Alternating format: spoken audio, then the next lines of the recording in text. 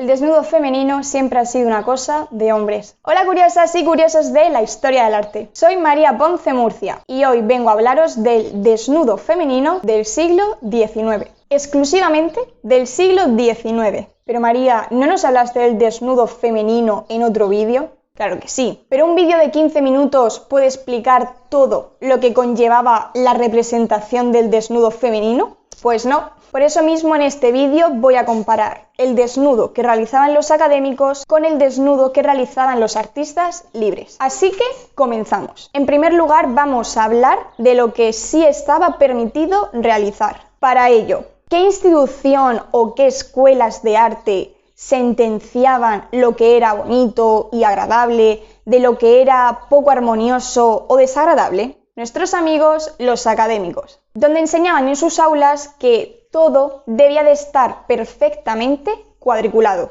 Nada de innovar en la pintura, porque eso sería ir en contra de los grandes maestros. Por lo tanto, si las escuelas de bellas artes se fijaban en los maestros clásicos, también se fijarían en las modelos y en la forma de representarlas. Es decir, vuelve el tema mitológico y los cuerpos agradables para la vista. Por lo tanto, he seleccionado a 3 artistas académicos que realizaron desnudos femeninos y fueron expuestos en el Salón de París. Comenzamos por William Adolphe Bouguereau. Observamos un desnudo femenino idealizado, unos rostros angelicales, posturas que no son comprometidas o tienden a lo sexual. Es una obra mitológica cargada de erotismo, pero sin pasarse. Hay algunos bustos representados, pero comprobamos que hay hojas, hay telas o las propias protagonistas que están colocadas de manera que tapen las zonas más polémicas.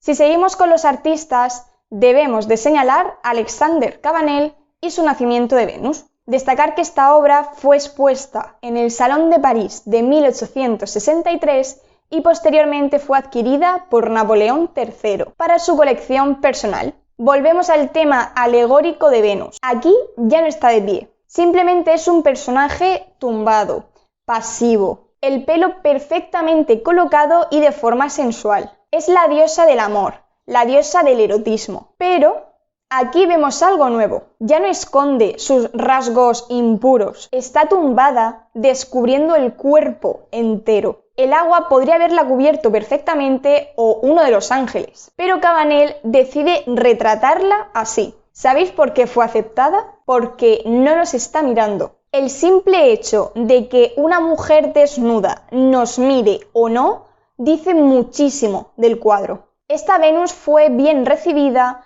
porque está representando el papel de toda mujer bella. Ser objeto sexual para los hombres y ser contemplada. ¿Qué pasaría si mostrara una obra donde la mujer nos estuviera mirando? Que no sería aceptada, pero eso lo vamos a ver más adelante. Como último autor podemos destacar a Jean-Léon Gérôme y su obra El mercado de esclavos. Aquí ya no vemos una Venus en una posición de pasividad. Estamos viendo una realidad y es el comercio de mujeres. Supuestamente se trata de una escena donde el comprador le está inspeccionando los dientes a una esclava, la cual la han desnudado ya que vemos el montón de ropa en el suelo, porque no es una figura sacra, no es una figura idealizada, es una mujer que van a comprar y por lo tanto no es pura. Por lo tanto, teniendo en cuenta estas 3 obras como referencia en el Salón de París, ¿qué podemos sacar en conclusión? Que al igual que en el Renacimiento, estaba bien visto un desnudo femenino, pero tiene que representar una divinidad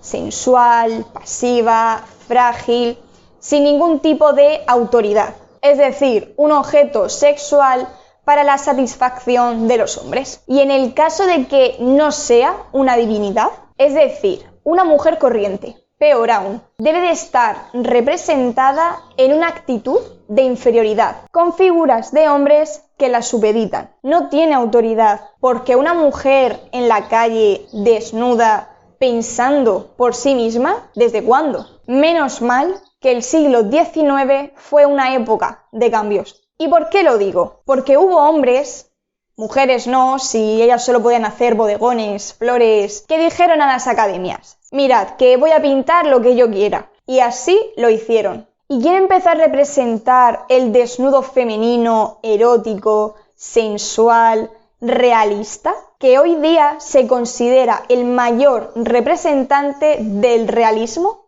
Gustave Courbet. Y para que entendáis lo realista que era, quiero que busquéis en Google El origen del mundo, Gustave Courbet. Si ya habéis visto la obra, ya podéis intuir cómo eran sus cuadros, pero solo voy a centrarme en dos. La primera es La mujer en las olas. De esta obra tengo mucho que decir. Por ejemplo, ¿quién es esta mujer saliendo de las aguas? ¿Afrodita? ¿Venus? Estaría puesto en el título. Es una mujer normal y corriente, en una postura realizada completamente adrede. ¿Y por qué digo esto? Porque Courbet nos está representando una parte tan natural en las mujeres que anteriormente nadie representaba. Porque claro, vello en las axilas, en una mujer, ¿desde cuándo? Si las mujeres solo tienen pelos en la cabeza. Pues siento decepcionaros, pero no. No es que Courbet piense, voy a realizarlo sutilmente para que nadie se dé cuenta. No.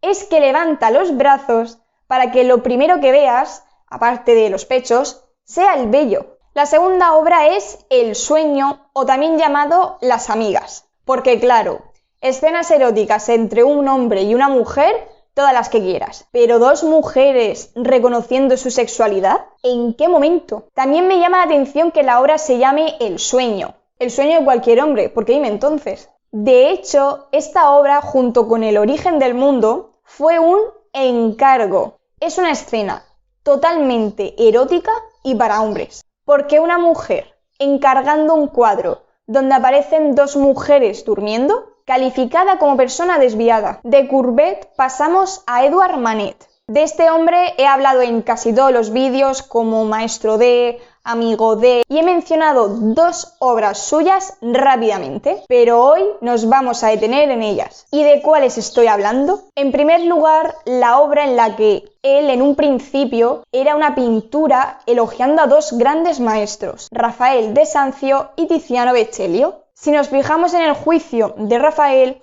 observamos que el grupo situado en la esquina inferior derecha guarda una similitud con los personajes de Manet. Y el concierto campestre de Tiziano es el paisaje, son los colores, pues aún siendo una obra homenajeando a grandes artistas del Renacimiento, esta obra fue rechazada por los académicos. ¿Y por qué? Que una mujer aparezca en medio del mar, desnuda, completamente, incluso enseñando sus atributos, estaba bien visto. Pero una mujer en medio del campo, desnuda, tapándose, por favor, Manet, ¿cómo se te ocurre? También influyó que las modelos que posan eran mujeres que existían, por lo tanto, era algo incómodo verlas pasear por la calle cuando las has visto desnudas. Y más aún cuando los académicos vieron las dimensiones del cuadro. 208 centímetros de altura y 264,5 de largo. Estas medidas eran destinadas para cuadros históricos, religiosos, no para representar desnudos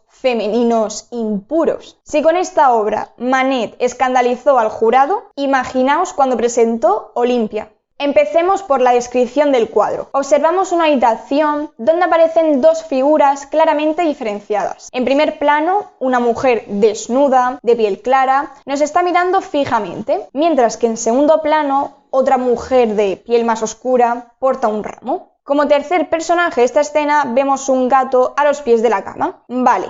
Pues este cuadro, que podría ser una representación de Venus, de hecho este cuadro podríamos compararlo con la Venus de Velázquez o la Maja desnuda de Goya. Pero esta mujer que vemos no es una diosa, no es una aristócrata, es una prostituta. ¿Y por qué digo esto? Porque Manet fue muy listo e insertó elementos iconográficos relacionados con este mundo. En primer lugar, fijémonos en la mujer del primer plano. En la cabeza lleva una orquídea, una flor que se le atribuían unos poderes afrodisíacos. En el cuello porta lo que se conocía en aquella época como Je ne veux plus, más elementos. El brazalete es el único accesorio que porta, además del collar, por lo tanto aumenta la sensación de desnudez. Si nos fijamos en los pies, solo calza un zapato. ¿Y esto qué significa? Para simbolizar que su inocencia la ha perdido. Y por último, la manera en la que se cubre. No es porque tenga vergüenza,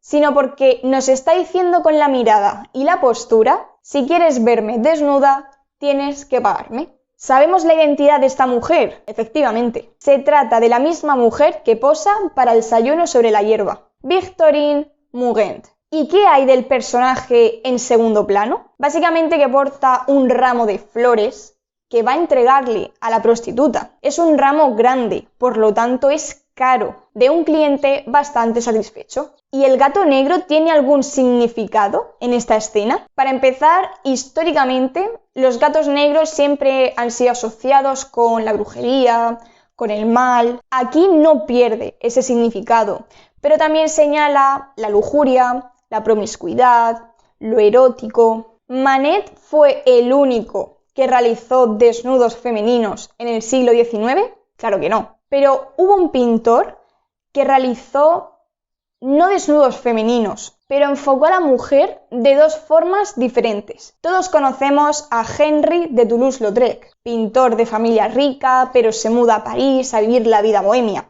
Claro, un hombre que se cría en un castillo, que recibe una educación acorde a su estatus, cuando llega a París y ve que no todo era lo que le habían enseñado, que había gente que vivía en talleres modestos porque querían, que habían pintores que no llegaban a fin de mes, o que la gente tenía que buscarse la vida como sea. Ese contraste hizo que Lautrec pasara de realizar obras de paisajes, retratos de su madre, a representar la vida parisina de finales del siglo XIX. Y uno de los lugares que más frecuenta junto con sus amigos son los burdeles. De hecho, Lautrec murió de sífilis. En fin, Toulouse se da cuenta de que, al igual que podía retratar paisajes de su casa, también puede hacerlo en París. Y realiza una gran producción artística cuya temática son los burdeles. Salón de la Rue de Moulins,